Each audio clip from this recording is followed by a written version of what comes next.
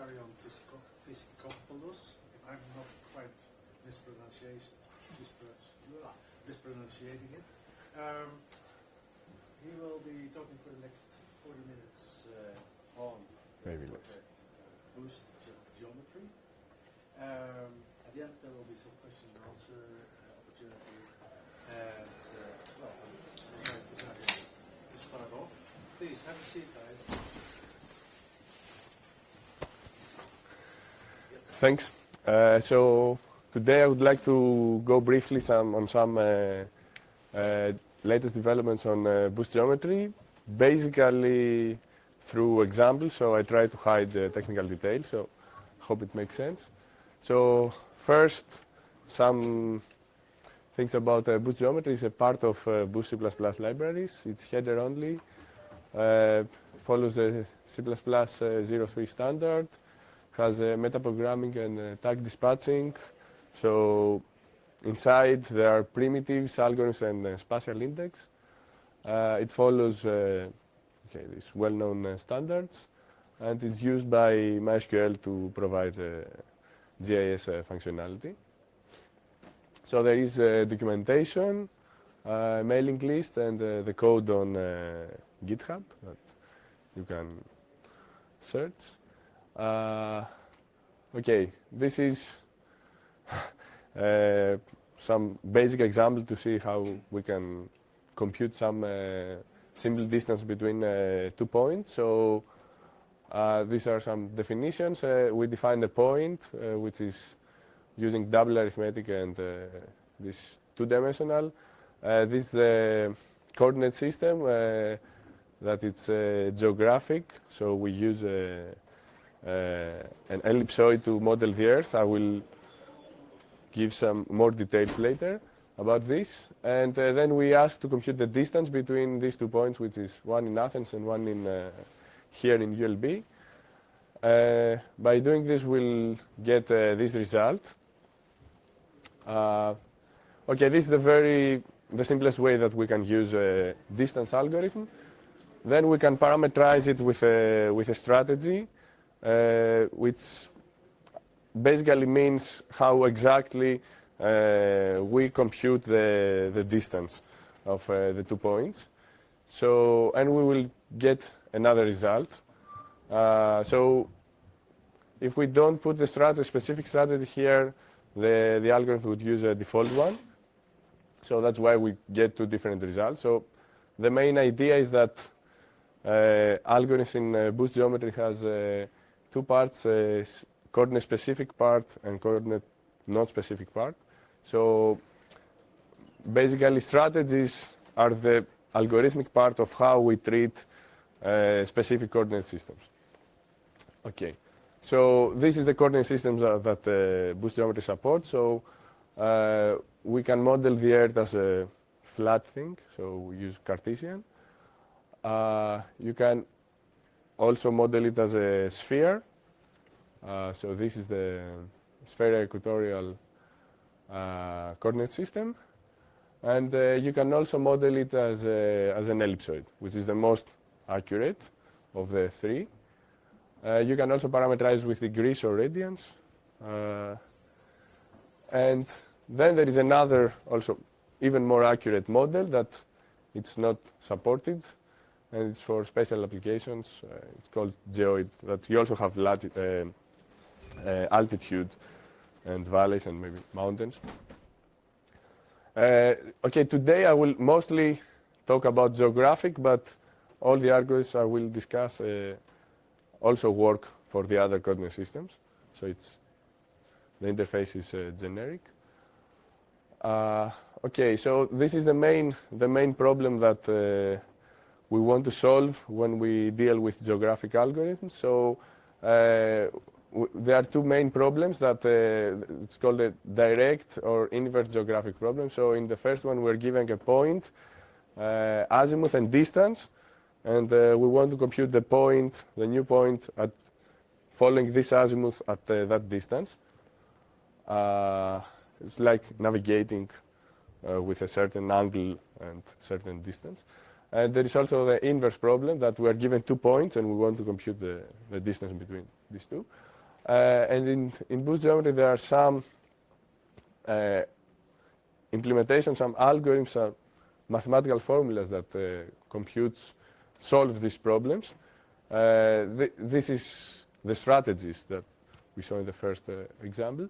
So the names are, okay, there is one Vincetti. This is the state of the art. This is the most common iterative method that used in GIS.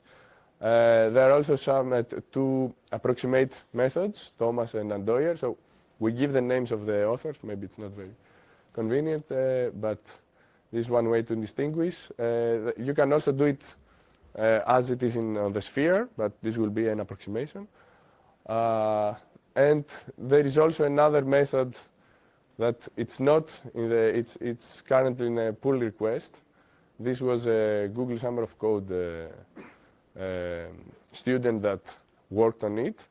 So this is a series approximation, and it's supposed to be the most accurate of all of this.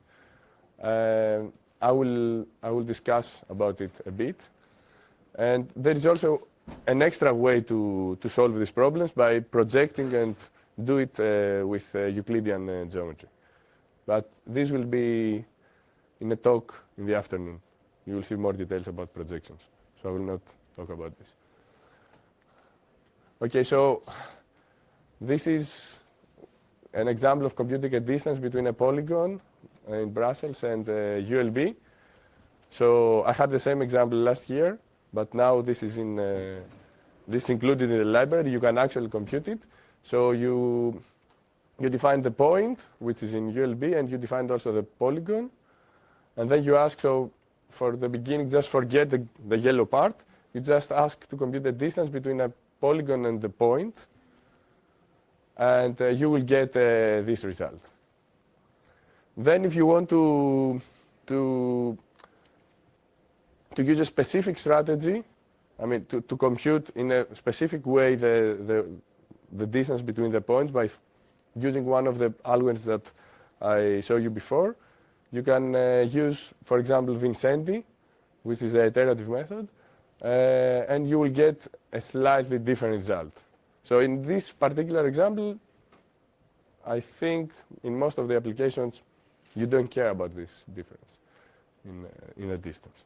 And you can use any two geometries here. So you can try to compute the distance between a polygon and a multi-polygon in a geographic system, and you will get again the result. Okay, so let me go to a different example now. You have a distance between 2 points that are near the antipodal on the Earth. So we have the globe, and the one point is here, and the other is antipodal. So it's the longest distance that you can get in Earth. So in this special case, the algorithms that we saw, most of them, apart from the one with large number of series approximation, does not give very good results. So this is the default algorithm. This is Andoyer. If you use the distance by default, you will get this result, but by using the more accurate series approximation strategy, you'll get a 25 kilometers difference. So in this case, it makes a big difference to change the strategy, because some algorithms for this specific case perform really bad. So they are very inaccurate. Okay, but this is a very corner case. I mean, the 2 points antipodal. Okay, so I would like to go to another example by showing another algorithm that we have. This still in pull request, but standard development. So this called line interpolate point. So we have a line string, and we would like to interpolate points given some distance on this line string. So you'll get something like this. So we'd like to compute on this line, on the given line string, in every 500,000 meters to compute a point. So yes, these are points by some of my colleagues. So it's Athens, Poland, yes, Norway, Amsterdam. So, and I asked to compute interpolate points of this distance, 500 kilometers, and I create a lie string with the coordinates of the cities, and I just ask to compute the interpolated points and store them in a multi-point type, and I get this result. So this is the result that you saw visually. I get a list of all these points. So by putting a smaller number here, I will get as many points as needed. Okay, this specific example of this algorithm. Okay, now another algorithm is area. We want to compute the area of a polygon.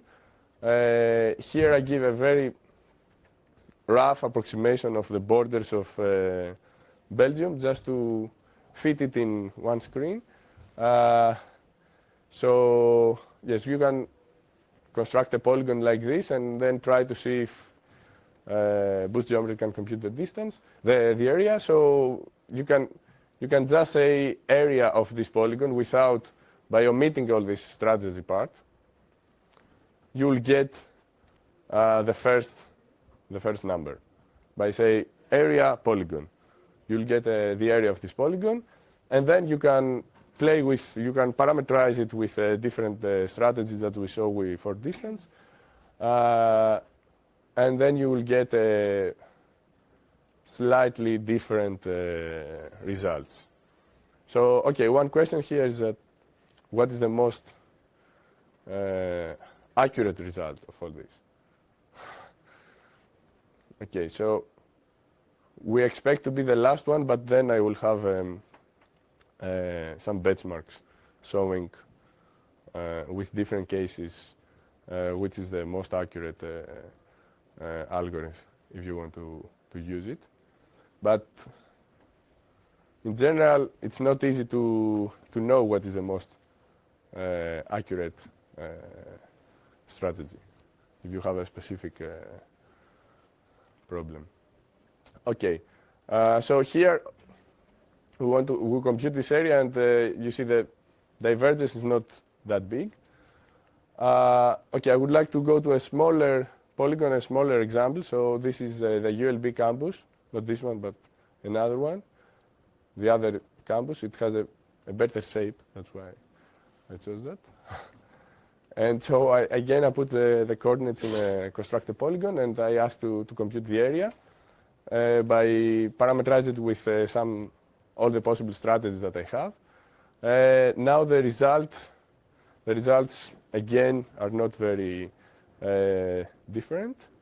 But if I go to compute the area of just a building inside the campus, I'll get a large divergences in the results. So it makes sense to use all these different strategies, and it has to do also with a distance that we calculate. So if you have long distances and short distances, we saw that if the distances covers the whole globe, then you will have high inaccuracies, but also in very small distances you may have large inaccuracies. So let me try to put this in a more formal set. So there is a nice data set available that contains 1 million geodesics in WGS84 ellipsoid. This is computed with very high precision. So the results there in this data set are supposed to be exact or very accurate. So we can do some benchmarks of using our strategies and see how accurate or not, and how fast our are a whole set of strategies that we have in boost geometry. Okay, so the results are in this.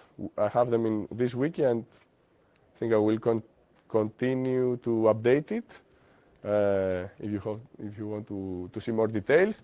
Now we'll give some graphs. So this is about performance. This is the whole set of strategies that I present before. It's Vincenti, Thomas, and Doyer, and the series of, I just took series of order 1, 4, and 8. You can see that Vincenti, Thomas, and Doyer are much faster than the series approximation. And yes, and compare the three of them. It's roughly, and Doyer is 2 times faster than Thomas, which is 2 times faster than Vincenti. And in the most of the cases, this also follows the accuracy. So Andoyer is less accurate than Thomas, which is less accurate than Vincenti. But we can see a more detailed view of the accuracy, let's say for distance. So this logarithmic scale in both x and y, and in the x-axis we have the distance between the two segments. So this is a data set of 100 k sets of points, and I compute the distance with all the strategies that I have. And since I have the exact or the very accurate result, I also can compute the error. So the error is in the y-axis. We can see that with small distances, the series approximation, which is the less performant, is the most accurate. So then we have Vincenti, and then it follows Thomas and Andoyer that start with very inaccurate results for small distances. So you can expect a bit, you can understand by looking at this graph, you can understand a bit why we get all these inaccuracies when we compute the area of the small building inside the ULB campus. But then when the distances become larger, for example, when computing the area of Belgium, then this area, this formulas has a bit better accuracy. This is the absolute error in meters, not a relative one. So at some point it changes, and Vincenti becomes accurate, more accurate than the series approximation, and then we have Thomas and low series approximation, and then Andoyer. And what happens here, the top right, this is because the distance is very large, we have antipodal points. So then all of the methods, apart from the series that you see that they converge to a smaller error, all of the methods gives a very large error, became highly inaccurate. So for Vincenti, this comes, there is a discontinuity, but for Andoyer and Thomas, this also happens in very large distances that are not nearly antipodal. So for example, Thomas here has a very large error, even if the points are not nearly antipodal. So you could have a large distance on the Earth. So, okay, what's the sense of this graph? So I think it's useful if you want to, if you have a specific application or problem, and you know more or less what is your area, what is the distances that you expect to compute, then you can just choose the right strategy with the right error. And then by looking at this, you can also choose, you can do a trade-off between accuracy and performance. So something, okay, so I have one more graph, and then I'll finish. I'm okay with time? Okay. So this is computing the azimuth, so I get 2 points, and I want to compute the azimuth in degrees. Again, this is similar. that for small distances I get high inaccuracies, but then at some point in I don't know, 10 meters, all the methods become somehow stabilized, and then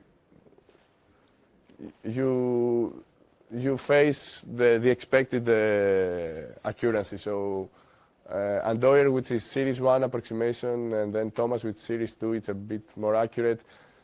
And this Vincenti iterative method interestingly becomes very accurate for large distances. And series approximation is a bit less accurate, but it's robust. So we'll get the same small error even if you get antipolar points, because Vincenti here will give you a very inaccurate result. Okay, and this is the last graph with area. Again, I take 2 points. I know the exact area, and I compute it with all these methods. Yes, again, a similar situation. That in the beginning, in small distances, you have large errors with the approximate methods. There is an extra method here with projection. I don't know if this is the best projection. I use an equal area projection that, as expected in small distances, is very accurate. So you project and you compute the area in Cartesian. So if you have a small area, then the projection is accurate, so you get a good result. But when you get a larger distance, then projection is expected to be very inaccurate. And the rest is as in the previous cases. So for large distances, you have a sequence of approximations starting with one series approximation of Andoyer, and then you have Thomas, and then series approximation of large order, and then you have Vincenti that works really fine between these two. These are large distances of many kilometers, and again, for antipodal points, you will get high inaccuracies. Okay, so I think I transfer the message. So at some point, this, for me at least, is useful when you want to have some prediction of what do you expect for accuracies when you compute distances and similar problems. So distance is a core problem in all these algorithms that I show. So line interpolation, azimuth computation, area computation. This can be used as an index of what you can expect in the errors of your computation and also your performance. Okay, I think I'm done. So.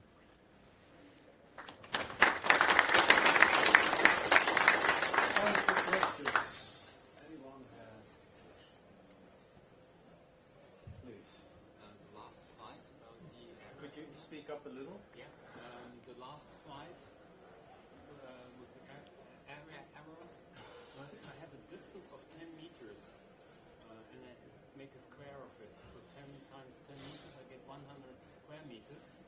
I get, with some methods, I get an error of more than 1,000 square meters. Yes, this, okay, so the yeah, so the question is about the error of the area in 100 meter of distance. So yes, this means that the methods at this case are very inaccurate. So they compute rubbish. So it's, I mean, these are approximate formulas. So Andoyer and Thomas are 70s, formulas from 70s.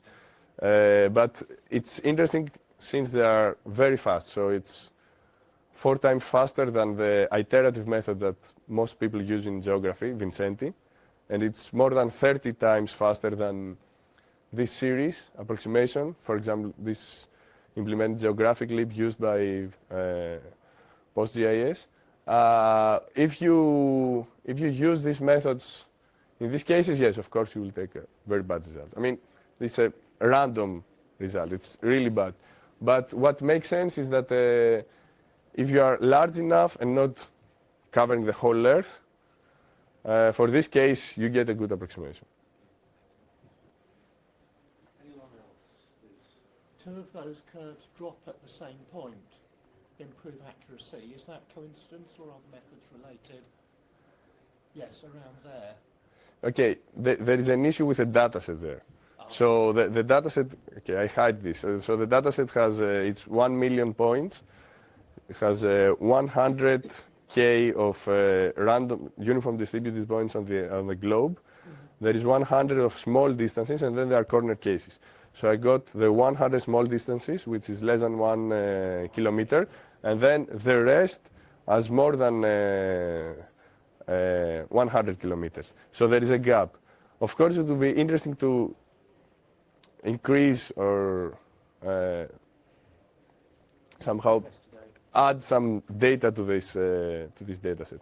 But I think it's a useful data set. So it's very accurate, but of course, yes, you can improve it. How much of this also works in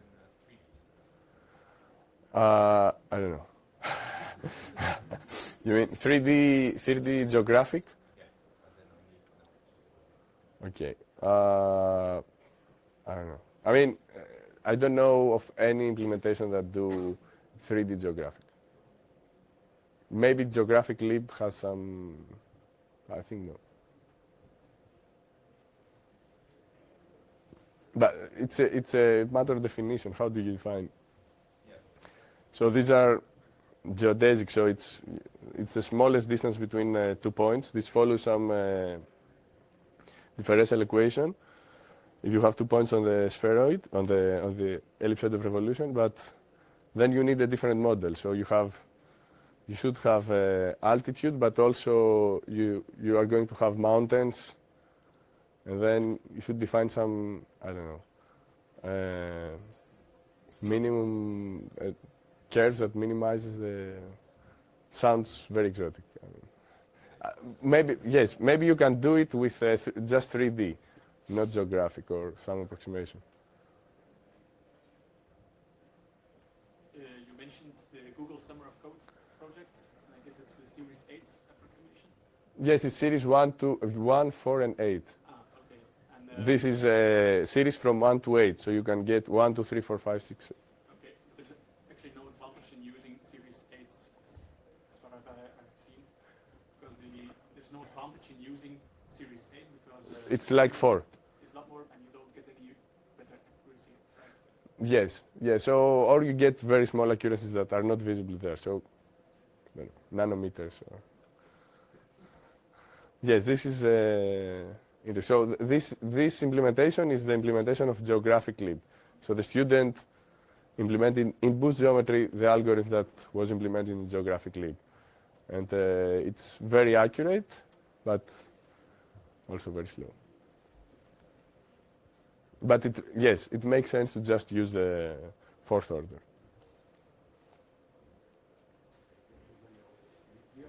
You're good in time.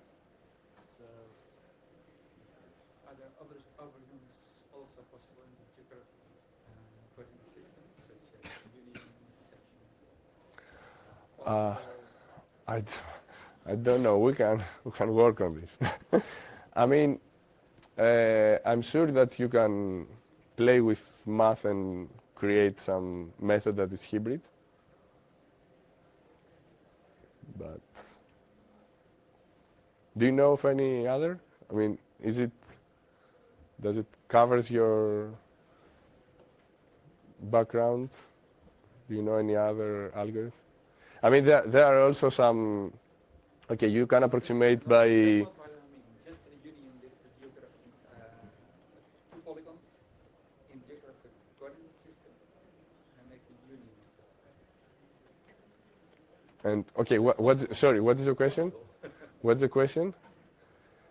2 polygons in geography, Yes. compute the union, Yes. and then? And then result the union. Okay. I think there's some misunderstanding.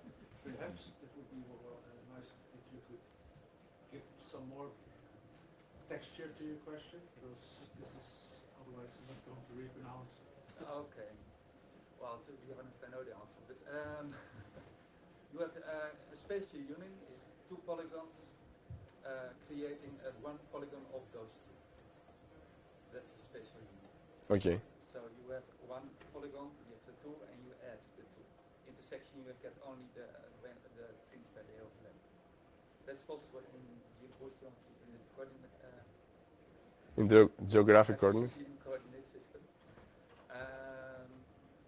So my question was, which algorithms such as union are also possible as of yet in the geographic coordinate system? I mean, as it is now, the implementation, or if it's possible? As it is now. As it is now, apart from union, I don't know. I think intersection and Intersection you can do. difference is also there. I haven't used it. I'm expecting to use it, but I think it's there. But you never know until you try, right? But I think it works. But I haven't used it yet. Right. Relational operations should also work. Relational operations. I use those. I know they work, but I don't know about set operations. Does that satisfy your question? That satisfies What's my the question? Next one, please. I have a question. So given that graph, I would like to select the strategy that gives me a good enough result. So if I want the error with a 1% or 2% error maximum, or 10% error maximum, Okay, I so would want to automatically I want the area of this polygon, whatever size it is, it could be big, it could be small, give me just something with a manageable error. okay. Is that something you could automatically select for me? Not currently, but is it possible to reason about this algorithmically and pick one? Yes, I guess. So, okay, first of all, you have to create the graph with relative error. So this is absolute, but it's easy. Just create a new graph and just pick some thresholds and inline them in the algorithm. So this will be an easy way to do this. Yeah, because So because you know the thresholds, but then maybe there is an issue because this is randomly distributed points on the Earth. So maybe some specific, or maybe close to the poles or close to the equator. Maybe you have to do some case analysis of specific places. So it will not be a guarantee of that error. It will be a guarantee because it's the maximum. This is the maximum. You will get a guarantee, but maybe you could get a better result if you are, for example, in Europe, because the maximum error that happens here, maybe it's on the pole. But you get the guarantee. As far as the 100K distributed points on the Earth, so matter. So. Yeah. And for line distance, it's not that big, but for area, it seems like it's a huge difference. Yes, yes. Yes, this needs more investigation. The area. I'm not sure if I listened in your presentation, but you give absolute errors or amount of absolute errors. But what about the exact values? How did you get them, or haven't you get them? So the exact. You will be able to get them from the erroneous values and the errors. Okay, so the question is about the exact values and how you compute the errors. So the exact values are given in this data set, and there is a paper describes how exactly they get this value. So it uses geographic lib with some exact arithmetic. So it's expected to have very, very accurate results. So they run the code on this data set with very accurate algorithms, and they give you the results. So then you can. So this code also, or this paper would also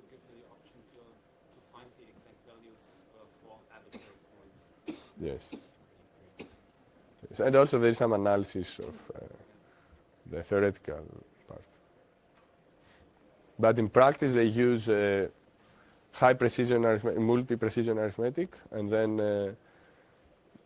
okay, the performance is very slow. They do a large experiment. They compute the exact or very close to exact values, and then you have the data set.